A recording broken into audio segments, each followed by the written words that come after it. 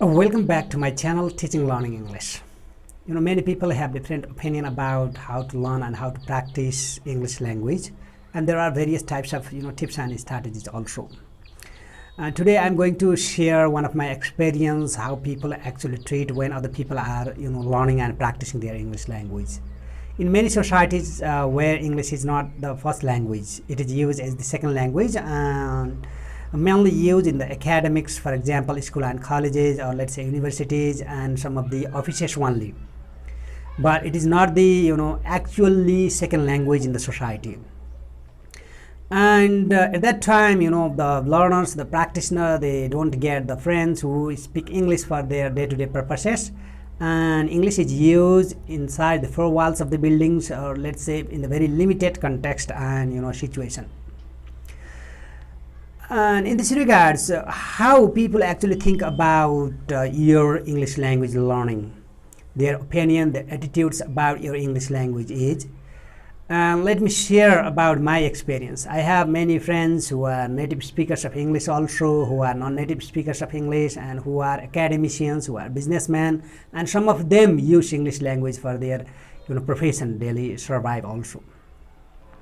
But the thing is, when somebody really wants to, engage in copying the native speaker's way of speaking, shadowing, it is technically called shadowing, and many scholars, they do not like to engage their, learners, their followers, or let's say their practitioner, to the activities of shadowing, or let's say copying, or caricatures. Sometimes we can say tongue twisting also.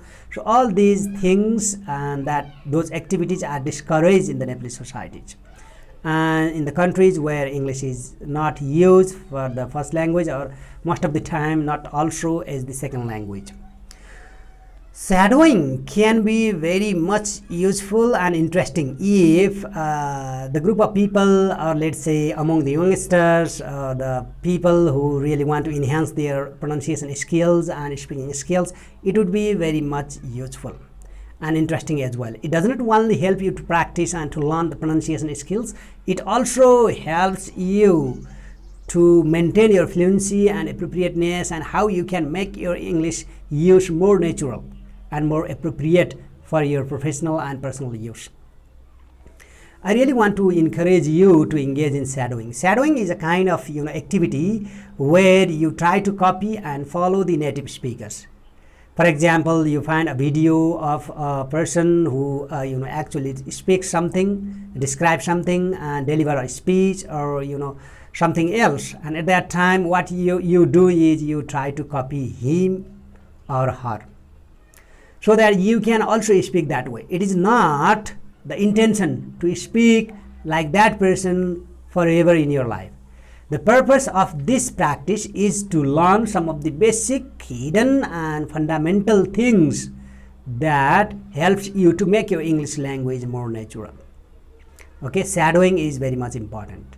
And you can also practice, even though it may not be that much correct, you can practice sometimes speaking like the native speakers.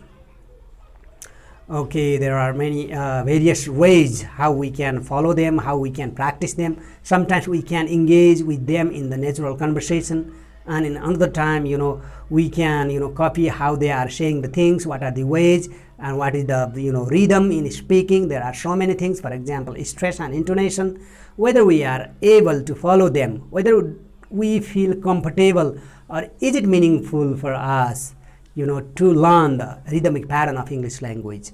All these things helps a lot in learning English language. Even though such type of activities are discouraged by many tutors and teachers, I really want to encourage my viewers, why don't you why don't you engage in shadowing, and why don't you engage in copying others, mainly the native speakers, how the things are said, how they engage in description, and so on.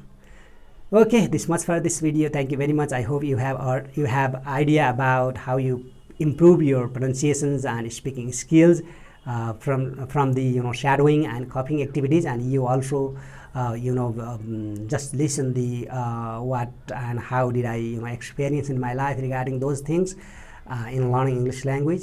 Thank you very much, and see you in the next video. Please do not forget to subscribe if this channel is helpful to you, and also put some comments and feedbacks from your side, and you can ask me some question also.